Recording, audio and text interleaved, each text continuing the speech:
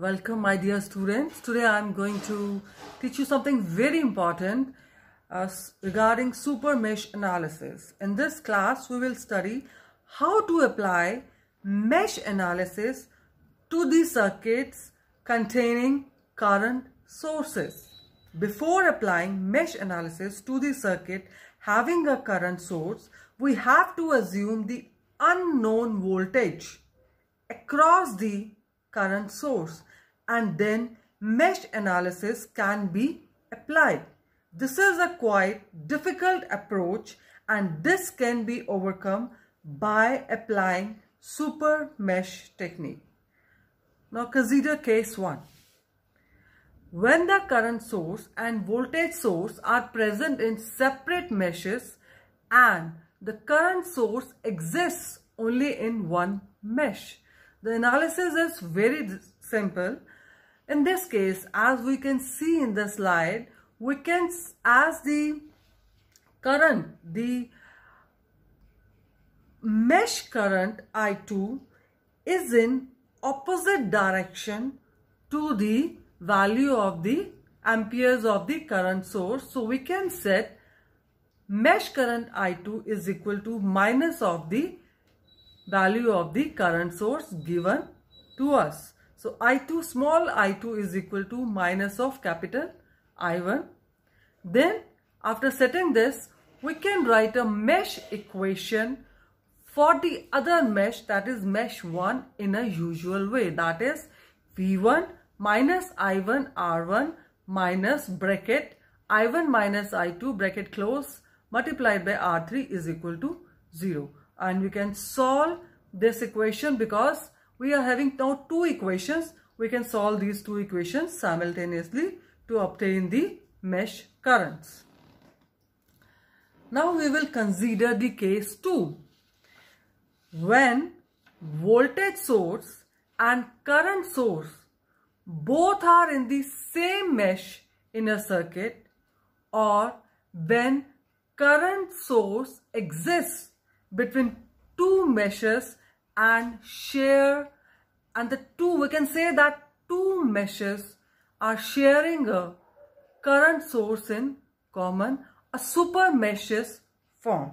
Now what is super mesh?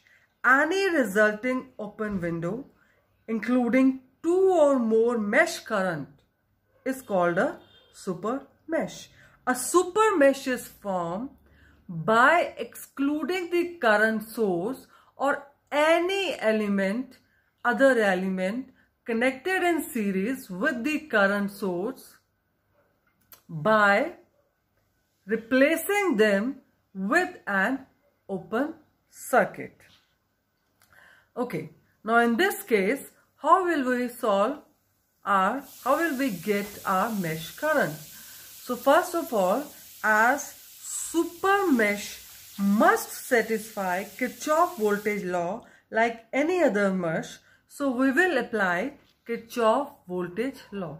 Like in the first case, we are having current source which is common to the two meshes. So this circuit is reduced to a super mesh. What will happen? We will exclude the current source and any element connected in series with it. Now we can see in our figure B that we have obtained a super mesh which is having, so I again repeat, a super mesh is formed when two adjacent meshes share a common current source and none of these adjacent meshes contains a current source in the outer loop. So in this case, super mesh is there, and we can say that two or more mesh currents are there in a single mesh. So it is called a super mesh. Now we will apply Kirchhoff voltage law here, and we can see that if we are moving in the clockwise direction, the polarity given to 20 volt will be positive because we are experiencing a rise in potential. 20 minus then 6 into I1 minus 10 into I2, because we are moving in the same direction in which the mesh current I1 is flowing through 6 ohm and mesh current I2 is flowing through 10 ohm. Then minus 4 I2 is equal to 0. So this is first equation. Then we will apply KCL to a node B in the branch where two meshes intersect, or we can say that we will